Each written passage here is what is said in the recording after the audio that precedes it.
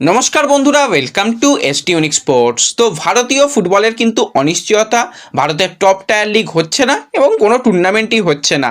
তার মধ্যেই কিন্তু আমরা দেখতে পেতে চলেছি কলকাতা ডার্বি, বড় ম্যাচ। সেই নিয়ে তো অবশ্যই আপডেট তোমাদের সঙ্গে শেয়ার করে দেব, কারণ বছরের প্রথম কলকাতা ডার্বি বলে কথা। তার সাথে সাথে কথা বলার রয়েছে ইস্টবেঙ্গলকে নিয়ে, কথা বলার রয়েছে ইন্ডিয়ান সুপার লিগের কী পরিস্থিতি রয়েছে সেই নিয়েও কিন্তু আপডেট শেয়ার করা রয়েছে এই ভিডিওতে। তাই ভিডিও শুরু করার আগে একটাই রিকোয়েস্ট, চ্যানেলে যারা প্রথমবারের জন্য এসেছো মনে করে চ্যানেলটাকে সাবস্ক্রাইব করে নিও, তাহলে প্রিয় দলের খেলার সমস্ত আপডেট তোমরা এখানে পেয়ে যাবে। তো চলো আর দেরি না করে ভিডিও শুরু করা যাক। তো প্রথমেই যদি আমরা কথা বলি, এই যে পরিস্থিতি কি তোমরা সকলেই জানো। এখন হচ্ছে মিটিং মিটিং মিটিং, তারপর চলে আবার চিঠি চিঠি চিঠি। তো সমস্ত কিছু বাদ রেখে ফেডারেশনের একটা কড়া পদক্ষেপ, এই যে ফেডারেশন কিন্তু তারা নিজেরাই লিগ চালাবে এবং তার জন্য যে ফিক্সচার সেটাও খুব তাড়াতাড়ি ঘোষণা হবে। এবং সবথেকে বড় ব্যাপার হচ্ছে এই সপ্তাহেতেই কিন্তু আমরা জানতে পারবো কবে থেকে ভারতের টপ লিগ শুরু হচ্ছে। এবং এখানে বেশ কিছু দল তারা কিন্তু সম্মতি দিয়েছে। তার মধ্যে আমার তো মনে হয় ইস্টবেঙ্গল খেলবে, দীর্ঘমেয়াদী পরিকল্পনার কথাই শুধুমাত্র ইস্টবেঙ্গল জানতে চেয়েছে। সবার আগে গ্রিন সিগন্যাল দিয়ে রেখেছে জামশেদপুর, তারা খেলবে। কেরালা ব্লাস্টার্সের তরফ থেকেও কোনো রকম অসুবিধা নেই, তারাও খেলবে জানিয়েছে। নর্থ ইস্টের মতন দলও খেলবে জানিয়েছে, লাইক গোয়াও খেলবে জানিয়েছে। অনেক দলই কিন্তু নিশ্চয়তা দিয়েছে, শুধুমাত্র উড়িষ্যা, চেন্নাইন এফসি আর দু একটা দল তারা এখনও পর্যন্ত নিশ্চয়তা দিতে পারেনি। এবং তাদের যদি না খেলতে হয় তো তারা রেলিগেট হয়ে যাবে। এবং উড়িষ্যার অবস্থা এমনিতেই যা, তারা হয়তো ক্লাবটাকে বন্ধও করে দেবে। হ্যাঁ, দিল্লিও তার মধ্যে খেলবে, এরকমটাই শোনা যাচ্ছে। তো ওভারঅল কিন্তু আজকে সুপ্রিম কোর্ট খুলবে এবং সেখানে কিন্তু বেশ কিছু ব্যাপার উঠে আসতে পারে, সেই দিকে আমাদের নজর থাকবে যে আজকে সুপ্রিম কোর্টে কোনো আপডেট, ভালো আপডেট আসে কি না। এবং বিশেষত নতুন টেন্ডারের জন্য কিন্তু আবেদনপত্র, সেটাকেও কিন্তু আজকে পেশ করা হতে পারে। এবং আজকে আবারও মিটিং রয়েছে, যদিও মিটিংটাই এখন আসল কথা। প্রতিদিন আগে আমরা দেখতাম ম্যাচ, এখন প্রতিদিন শুনি মিটিং, তারপর শুনি যে চিঠি দেওয়া নিয়ে। তো আজকে যেটা মিটিং রয়েছে মূলত যে টাকা পয়সার ব্যাপারটা কি হবে, টোটাল কত টাকা খরচা হবে, টোটাল যেটা খরচা হবে সেই খরচাটাকে কিভাবে ভাগ করা হবে, কি ফরম্যাটে হবে, সমস্ত কিছু কিন্তু নিয়ে আজকেও মিটিং হবে। তো সেই মিটিংয়ের মেন ব্যাপারই হচ্ছে যে ফিনান্সের ব্যাপারটা ঠিক কী হবে। প্রত্যেকটা দলদের তো 1 কোটি টাকা করে দিতে হবে, বাদ বাকি টাকা এআইএফএফ তারা সামলাবে। এআইএফএফ তারা চাইছে যে ছোট করে এবছরে লিগ করতে এবং ম্যাচের সংখ্যাও সেখানে খুব বেশি হবে না। টোটাল কিন্তু 78টা ম্যাচ হবে সেরকমটা শোনা যাচ্ছে, টোটাল ফাইনাল সব নিয়ে। তো সেইভাবে কাজ চলছে এবং ডেট ঘোষণা হয়ে গেলে কমার্শিয়াল পার্টনার হিসাবেও কাউকে ধরে নিয়ে আসা হবে। তো এক্ষেত্রে শোনা যাচ্ছে ফ্যান কোড একটা ইন্টারেস্ট শো করেছে। হ্যাঁ, যদিও সেটা এখনও অফিসিয়াল কিছু নয়, অফিসিয়াল যদি হয় সেটা পরের কথা, কিন্তু ফ্যান কোড একটা হালকা ইন্টারেস্ট শো করেছে যে তারা কিন্তু এই যে ব্রডকাস্টিং পার্টনার হতে পারে। এবার পুরো ব্যাপারটাই কিন্তু নির্ভর করবে যে কবে কি হয় না হয়। তো আজকে দুটো বিষয় রয়েছে, প্রথম হচ্ছে আজকে ফিনান্সের ব্যাপারে বৈঠক রয়েছে, সেখানে অনেকেই উপস্থিত থাকবে।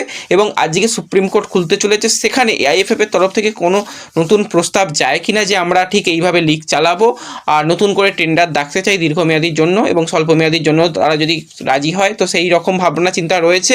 এবং এক্ষেত্রে কিছুটা হলেও শোনা যাচ্ছে প্রফুল্ল প্যাটেল সে কিন্তু বিশেষত এফএসডিএল এর সঙ্গে কথা বলেছে। তো সেক্ষেত্রে এই যে যারা এআইএফএফ চালালো তারা পরের বছর থেকে থাকবে না, এরপরে যদি থেকে যায় আর কিছু বলার নেই।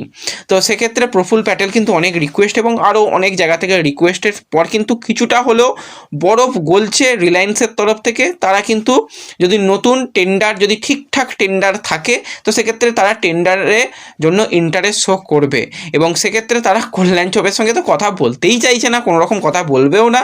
তো পুরোপুরি ব্যাপারটা রিলায়েন্সের উপর নির্ভর করছে, তারা যদি এগিয়ে আসে তাহলে দীর্ঘমেয়াদীতে খুবই ভালো কিছু আশা করতে পারি। আর যদি শেষ পর্যন্ত দেখা যায় যে না, পুরোপুরি বরফ গললো না, তাহলে আর কিছু করার নেই। ওই ফেড কাপ ইত্যাদি ইত্যাদি কাপ হবে। তো সিজনে আমরা দেখতে পাবো সুপার কাপটাকে একটু বড় করে করা, হোম অ্যাওয়ে ফরম্যাটে। ফেড কাপ হবে, ডুরান্ড কাপ হবে, এইভাবেই লিগ চলবে 3-4টে। আরও যদি কিছু নতুনভাবে কিছু টুর্নামেন্ট করা যায় বা পুরাতন যেগুলো টুর্নামেন্ট সেগুলোকে যদি ফিরিয়ে আনা যায় সেই চেষ্টাও চালানো হবে। তো এরকমই পরিস্থিতি রয়েছে।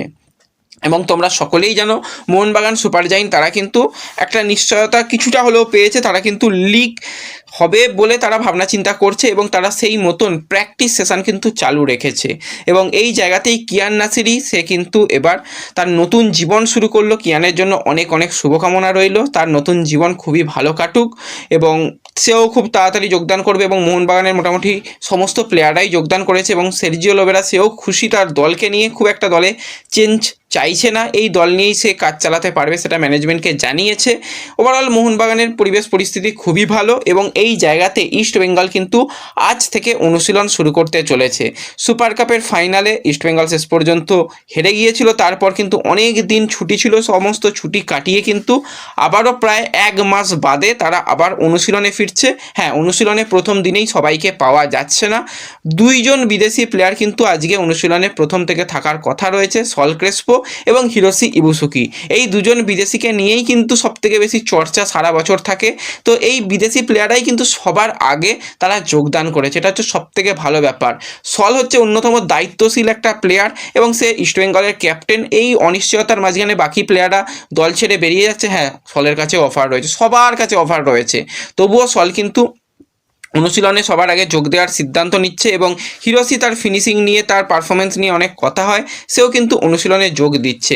ইন্ডিয়ান প্লেয়ারদের মধ্যে অনেকেই এসে গেছে, ভিন রাজ্যের কিছু প্লেয়ার তারা কিন্তু এখনও আসেনি, তারা 2-1 দিনের মধ্যে অনুশীলনে যোগদান করবে এবং বাদবাকি যদি বিদেশিদের কথা বলি তো সেক্ষেত্রে মিগুয়েল তার কিন্তু অনুশীলনে যোগদান করতে প্রায় 12 থেকে 13 তারিখ হয়ে যাবে এবং মোহাম্মদ রাশিদ তারও কিন্তু 12 তারিখের পর জয়েন করার কথা রয়েছে এবং এর আগেই তোমাদের কেভিন সিভিলের ব্যাপারে জানিয়ে দিয়েছিলাম সে কবে জয়েন করবে এবং হামিদও আশা করছি খুব তাড়াতাড়ি এসে যাবে। তো এইভাবেই কিন্তু বিদেশি প্লেয়াররা অনুশীলন শুরু করবে। যদি নিশ্চয়তা পুরোপুরি, যেটা বলেছি 10 তারিখ বা 11 তারিখ দিনটা খুবই গুরুত্বপূর্ণ, সেখানের মধ্যে যদি নিশ্চয়তা এসে যায় তাহলে আশা করতে পারো যে এই দল ভাঙবে না। আর যদি নিশ্চয়তা না আসে তো সেক্ষেত্রে ইস্টবেঙ্গলের আর কিছু করার থাকবে না, তাদের প্লেয়ার ছাড়তে তারা বাধ্য, কারণ প্রত্যেকটা প্লেয়ারই প্রফেশনাল প্লেয়ার, তারাও খেলতে চায়, কেউ সারা বছর বসে থাকতে চায় না, সবাই তো আর সুমিত রাঠি নয়, বসে বসে নিজের কেরিয়ারটাকে কেউই শেষ করতে চায় না। তো সেক্ষেত্রে এরকমটাই সিদ্ধান্ত আসতে চলেছে বলেই খবরাখবর বেরিয়ে আসছে এবং এর মাঝখানেই রিলায়েন্স যে ফিরতে পারে তার একটা সম্ভাবনা তো তোমাদের জানালাম এবং রিলায়েন্স ফাউন্ডেশন ডেভেলপমেন্ট লিগ কিন্তু সেখানে ইস্টবেঙ্গল মোহনবাগান খেলবে এবং আমরা বছরের প্রথম কলকাতার ডার্বি, এই 2026 সিজনের প্রথম কলকাতা ডার্বিটা দেখতে পেতে চলেছি রিলায়েন্স ফাউন্ডেশন ডেভেলপমেন্ট লিগ টুর্নামেন্টে। তো সেই ম্যাচটা রয়েছে 25শে জানুয়ারি, ব্যারাকপুরে খেলা হবে। তো ব্যারাকপুর স্টেডিয়ামে এই সমস্ত ম্যাচগুলো হয় তোমরা জানো, দুপুর 2:30 থেকে খেলা হবে। আদেও লাইভ হবে বলে তো মনে হয় না, তো সেক্ষেত্রে এই দিনটাকে সবাই মনে রেখো, 25শে জানুয়ারি বছরের প্রথম কলকাতা ডার্বিতে মুখোমুখি হচ্ছে ইস্টবেঙ্গল মোহনবাগান। তো চেষ্টা করো সবাই মাঠে যাওয়ার, মাঠে গিয়ে টিমকে সাপোর্ট করার। আগের সিজনেও আমরা দেখেছিলাম রিলায়েন্স ফাউন্ডেশন ডেভেলপমেন্ট লিগের ডার্বি ম্যাচগুলো কি হাড্ডাহাড্ডি ম্যাচ হয়েছিল, সেখানে আউটস্ট্যান্ডিং ম্যাচ আমরা দেখেছিলাম যে ম্যাচগুলো হয়েছিল, বা প্রত্যেকটা ম্যাচই ভালো হয়েছিল। মোহনবাগান সেখানে দুর্দান্ত পারফরমেন্স করে তারা শেষ পর্যন্ত চ্যাম্পিয়ন হয়েছিল। ইস্টবেঙ্গলও তার আগের সিজনে একদম ফাইনাল পর্যন্ত গিয়েছিল কিন্তু চ্যাম্পিয়ন হতে পারেনি। তো এই সিজনে 2 দল কিন্তু আবারও পূর্ণ শক্তি নিয়েই নামতে চলেছে এবং 25 তারিখেই আমরা ডার্বি দেখতে পাবো। তো আশা করছি সকলে ডার্বি দেখতে যাবে, টিমকে সাপোর্ট করবে। তো ব্যাস এই ভিডিওতে এই আপডেটটুকুই শেয়ার করার ছিল। ভিডিও ভালো লাগলে লাইক শেয়ার করে দিও, চ্যানেলে প্রথমবারের জন্য এলে সাবস্ক্রাইব করে নিও। দেখা হবে পরবর্তী ভিডিওতে, ধন্যবাদ।